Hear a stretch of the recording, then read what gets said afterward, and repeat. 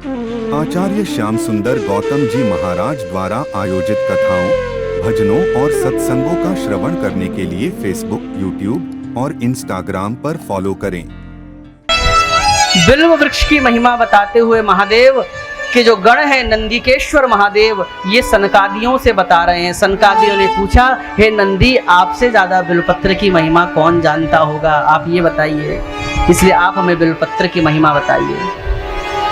तो बिल्वपत्र की महिमा विस्तार से तो मैं आपको कल के प्रसंग में श्रवण कराऊंगा। 2-4 चीजें आज आपको बता दूं कि बिल्वपत्र के जो पेड़ होता है उसके 3 भाग करो।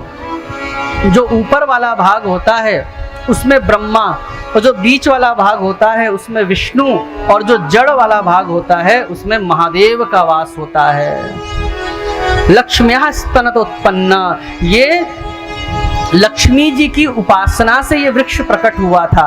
इसलिए लक्ष्मी ने ये कहा था कि हे महादेव, आपको जो ये वृक्ष चढ़ाएगा तो उस पर लक्ष्मी की कृपा नहीं अपितु मैं महालक्ष्मी की कृपा होगी। जो लक्ष्मी की उपासना करे उस पर लक्ष्मी की कृपा, लेकिन जो बिल्व वृक्ष की उपासना करे, बिल्व वृक्ष को, बिल्व पत्र को भगवान शंकर पर चढ़ाए तो लक्ष्मी कहती है फिर वहां पर मेरा लक्ष्मी वाला रूप पर्याप्त नहीं है, ऐसे भक्त को तो मैं महालक्ष्मी के रूप में उस पर करुणा करती हूँ। जो दीपावली में एक बार आप अमावस्या के दिन जिस महालक्ष्मी का पूजन करते हैं वो महालक्ष्मी कृपा करती है। कांटे वाले पेड़ घर के आगे नहीं होने चाहिए, लेकिन मैं स्कंद पुराण में पढ़ रहा था बिल्व वृक्ष कांटेदार होने के बाद भी 5 वृक्ष बिल्कुल एकदम आगे नहीं, थोड़ा सा, मतलब कहने का तात्पर्य अपने घर के सन्मुख की ओर आप 5 वृक्ष यदि लगा लेते हैं, या घर के आगे नहीं भी जगह है तो कहीं भी अगर आपने 5 वृक्ष बिल्वपत्र के लगा लिए और उसका पालन पोषण अगर आप करते हैं तो वो कभी भी किसी काल में दरिद्र बनकर पैदा नहीं होता। जन्मांतर सहस्रेषु दारिद्र्यम नोपजायते, 1000 वर्षों तक वो कभी दरिद्र बनकर पैदा नहीं होता। ये बिल्व वृक्ष की महिमा है। और क्या है बिल्व वृक्ष की महिमा? नंदी जी महाराज कहते हैं सनकादियों को, हे सनकादिक, ये श्लोक मैं आपको कल बताऊंगा ताकि आपको ये ना लगे कि मैं मन से बोल रहा हूं, ये प्रमाण है।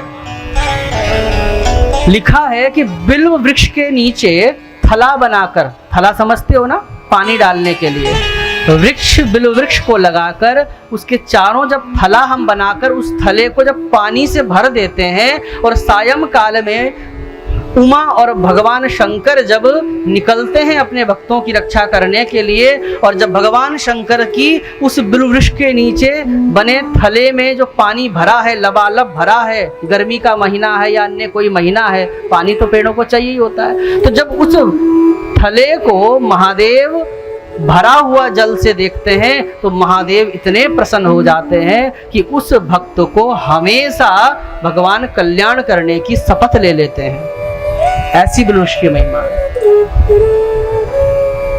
और बात बताऊं,